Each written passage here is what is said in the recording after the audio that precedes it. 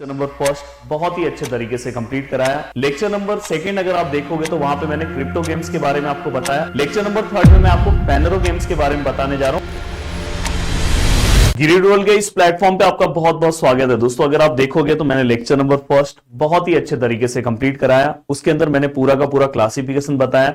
Lecture number second अगर आप देखोगे तो वहां पे मैंने क्रिप्टो गेम्स के बारे में आपको बताया। अब फाइनली दोस्तों लेक्चर नंबर थर्ड में मैं आपको फेनरो गेम्स के बारे में बताने जा रहा हूं, पर उसके पहले आप हमारा टेलीग्राम ज्वाइन कर लो। प्रदीप गिरी कॉलेज एंड स्कूल जो हमारा एप्लीकेशन, उसे भी आप डाउनलोड कर लो, क्योंकि आपसे रिलेटेड बहुत सारी चीजें दोस्तों हमारे एप्लीकेशन पे भी आपको देखने के लिए मिलेगी। इवन ये पूरा का पूरा नोट्स वहां पे आपको मिल जाएगा। आप आराम से बहुत ही फास्ट और बहुत ही कम टाइम में और बहुत ही इजी तरीके से पढ़ सकते हो। और टेलीग्राम से भी ज्वाइन हो जाओ, वीडियो को लाइक कर दो। और मैं आपको थैलोफाइटा के कैरेक्टरिस्टिक, अगर आपने मेरा इसका पहले वाला लेक्चर अच्छे से देखा है तो उसके कैरेक्टरिस्टिक से रिलेटेड कोई भी दो कैरेक्टरिस्टिक आप मुझे बता दो चैट बॉक्स में। चैट बॉक्स मतलब कमेंट सेक्शन में। चलते हैं दोस्तों, वन बाय वन फेनरो गेम्स स्टार्ट करते हैं। अब आपके मन में क्वेश्चन आ रहा होगा, सर क्रिप्टो गेम्स तो अभी पढ़ा था, सर आपने वहां पे बताया था सर फेनरो गेम्स। देखो एक डिफरेंस बिटवीन, एक सबसे बड़ा डिफरेंस याद रखो, क्रिप्टो गेम्स में वहां पे आपको सीड्स नहीं दिखाई देगा, फेनरो गेम्स में आपको सीड्स दिखाई देगा। यहां पे आपको फ्लावर फ्रूट्स भी दिखाई देंगे, वहां पे वो चीज आपको नहीं दिखाई देगा। अब फेनरो गेम्स में भी दो टाइप्स हैं दोस्तों, पहला जिम्नोस्पर्म, दूसरा एंजियोस्पर्म। देखो आपको जिम्नोस्पर्म दिखाई दे रहा है। अब ये जिम्नोस्पर्म अगर हमें पढ़ना है तो मैं आपको एक सजेशन दूंगा कि सबसे पहले आप इसको डायग्राम से पढ़ो। देखो जिम्नोस्पर्म और एंजियोस्पर्म दोनों में एक चीज सबसे ज्यादा कॉमन डिफरेंस है दोस्तों, जो सीड्स प्रेजेंट है। पर सीड्स इसके अंदर जिम्नो मतलब जो सीड्स है अपने को डायरेक्ट दिखाई देंगे, नेकेड। जिम्नो मतलब क्या होगा, नेकेड। तो डायरेक्ट अपने को सीड्स दिखाई देंगे। पर वही अगर हम एंजियोस्पर्म पढ़ेंगे, जैसे मैंगो का एग्जांपल ले लो, सीड्स कैसे रहेंगे, फ्रूट्स के अंदर रहते हैं, तो एंजियोस्पर्म है, वहां पे इनक्लोज रहेंगे। पर जिम्नो मतलब आपको डायरेक्ट दिखाई देगा। चलते हैं हम कुछ डायग्राम्स देखते हैं। मैंने बोला कि ये पूरा का पूरा लेसन, अगर आप चाहो तो साइंस पढ़ना चाहते हो तो आपको ज्यादा फोकस डायग्राम्स के ऊपर रहेगा। अपने आप आंसर लिख सकते हो। अब देखो दोस्तों यहां पे, चलो इसमें तो आपको बहुत सारी चीजें क्लियर नहीं हो पाई होगी, पर यहां पे आपके बुक में जो डायग्राम दिया है ये बहुत कुछ आपको क्लियर करके देगा। सबसे पहले आप अगर इसको ध्यान से देखोगे तो आपको दिखाई दे रहा है यहां पे ब्रांचेस है क्या, दो। एक पॉइंट आपके दिमाग में आ गया, नो ब्रांचेस। यहां पे अगर आप इस टाइप के अगर कोई भी अगर आप प्लांट को लेते हो तो वहां पे आपको ब्रांचेस नहीं दिखाई देंगे, तो ये सबसे इंपॉर्टेंट पॉइंट आपके दिमाग में है। दूसरा, आप सीड्स वहां पे देख सकते हो, नेकेड सीड है। सीड्स आपको यहाँ पे डायरेक्ट आपको दिखाई देते हैं, तो ये एक आप एक पॉइंट कंसिडर कर सकते हो। तीसरा पॉइंट और क्या कंसिडर कर सकते हो दोस्तों, अगर आप इस डायग्राम को ध्यान से देखो, देखो ये जो इसका पूरा का पूरा लीफ लाइक स्ट्रक्चर है वो एक मुकुट की तरह दिखाई दे रहा है, जिसको हम क्राउन बोलते हैं। तो आप ये भी एक पॉइंट कंसीडर कर सकते हो। दूसरा, ऐसे इस टाइप के जो भी प्लांट्स होते हैं दोस्तों, बहुत सालों तक जो रहेंगे दोस्तों, इस टाइप के जितने भी प्लांट्स रहते हैं उनका लाइफ स्पेन बहुत सालों तक रहता है। तो आप ये दो तीन पॉइंट्स आप लिख सकते हो। अगर आपको कभी भी आया कि राइट डाउन एनी 4 कैरेक्टरिस्टिक, तो आप मेंशन कर सकते हो। जैसे अब देखो यहां पे पहला अगर आप पॉइंट देखोगे दोस्तों, मोस्टली एवरग्रीन, जो मैंने आपको ऑलरेडी बताया, ऊडी। जो सबसे ज्यादा इंपॉर्टेंट पॉइंट है दोस्तों, लिव फॉर मेनी ईयर्स, मतलब पेरेनियल। दूसरा जो हाईलाइट पॉइंट किया गया दोस्तों, नो ब्रांचेस, मैंने आपको ऑलरेडी बोला। और उसका जो लीफ है दोस्तों, वो कौन सा स्ट्रक्चर तैयार कर रहा है, क्राउन। क्राउन मतलब मुकुट, राजा लोग पहनते थे ना। और दोस्तों तीसरा part, this plant do not form fruits, ये सबसे इंपॉर्टेंट पॉइंट है कि अगर आप ये जो इस टाइप के जो प्लांट्स होते हैं, तो इस टाइप के प्लांट्स की, इसलिए इसके सीड्स हमें डायरेक्ट दिखाई देते हैं, क्योंकि ये कोई फ्रूट्स तैयार नहीं करते।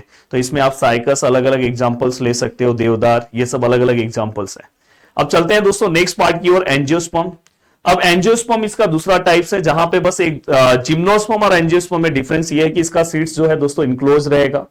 अब इनक्लोज रहेगा तो इनक्लोज रहने के बाद भी इसमें दो टाइप्स है, पहला होगा मोनोकोटिलेडोन और दूसरा होगा डाइकोटिलेडोन।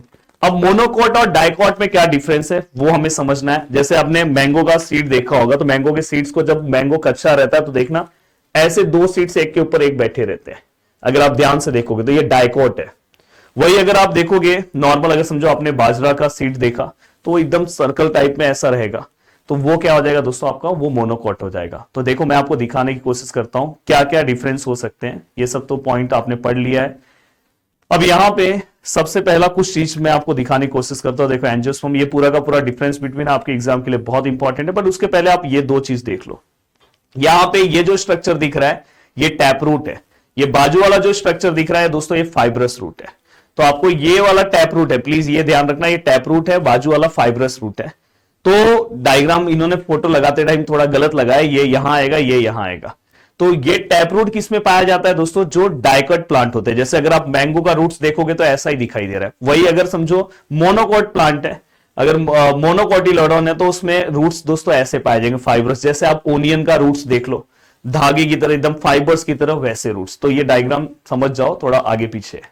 अब दोस्तों अगर मैं बात करूं, सबसे पहला पॉइंट ये हो गया, देखो सीड्स से रिलेटेड अगर पहला पॉइंट देखो, इसमें 2 कॉटिलेडोन होता है, यहाँ पे 1 कॉटिलेडोन होता है। रूट्स 2 का, यहाँ पे डायकॉट का रूट्स कैसा होता है दोस्तों? टैप रूट, जो अभी मैंने थोड़ी देर पहले बताया, ऐसा। और ये फाइब्रस रूट किसका होगा दोस्तों? ये मोनोकॉट का। बस उन्होंने डायग्राम को आगे पीछे कर दिया, मोनोकॉट का फाइब्रस रूट।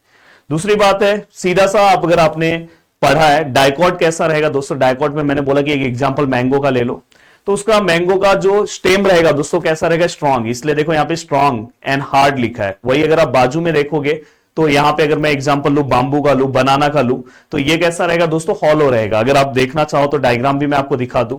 अभी जैसे इन्होंने ये डायग्राम रखा है, दूसरा आप देखो मैंगो, डायकॉट पे देखो मैंगो का एग्जांपल दिखाई दे रहा है, यहाँ पे बनाना का एग्जांपल दिखाई दे रहा है। तो ये इस तरह से आप समझ सकते हो।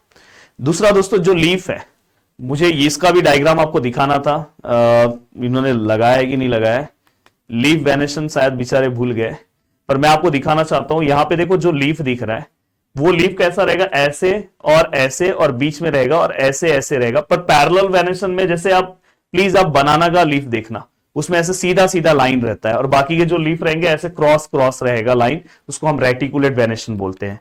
अब दोस्तों इसके बाद लीफ वेनेशन भी आपको समझ में आ गया। अब फ्लावर्स जो रहेगा दोस्तों, उसके पेटल्स रहेंगे 4 या 5, और या तो 4 के मल्टीपल में रहेंगे। पर वही मोनोकॉटिलेडोन में जो फ्लावर्स के जो पेटल्स हैं दोस्तों 3 के मल्टीपल्स में रहेंगे। तो ये कुछ पॉइंट्स आपको पता होना चाहिए, आपके पेपर्स के लिए बहुत ज्यादा इंपॉर्टेंट है, और आपके एग्जाम के लिए बहुत ज्यादा इंपॉर्टेंट है। मैं उम्मीद कर रहा हूं कि सभी चीजें मैंने बहुत अच्छे तरीके से आपको समझा दी। वीडियो को देखने के लिए दिल से थैंक यू सो मच दोस्तों। मिलते हैं नेक्स्ट वीडियो में। बाय बाय, टेक केयर, जय हिंद दोस्तों।